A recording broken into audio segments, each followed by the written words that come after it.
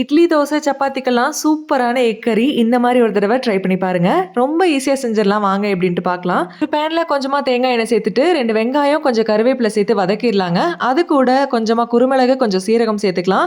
அதுவும் நல்லா வதக்கி விட்டுட்டு 2 தக்காளியும் ஆட் பண்ணிக்கோங்க. 3 பல் பூண்டு, ஒரு சின்ன பீஸ் இஞ்சியும் சேர்த்துக்கலாம். எல்லாம் நல்லா வதங்கினதுக்கு அப்புறமா 1 1/2 ஸ்பூன் மல்லித்தூள், 1/2 ஸ்பூன் மிளகாத்தூள் சேர்த்து வதக்கி ஆற வச்சு அரைச்சு எடுத்து வச்சுக்கோங்க. இந்த எக் கறிக்கு நம்ம ஸ்பெஷலா முட்டை இந்த மாதிரி ஃபுல் பாயில் போட்டு எடுத்து வச்சுக்கலாம். இன்னொரு கடாயில கொஞ்சமா தேங்காய் எண்ணெய் சேர்த்துக்கோங்க. அது கூட கொஞ்சம் கடுகு, 2 கொத்து கருவேப்பிலை சேர்த்துட்டு நம்ம வதக்கி அரைச்சு வச்சிருந்தோம் இல்லைங்களா, அந்த பேஸ்ட் உள்ள சேர்த்துக்கலாங்க.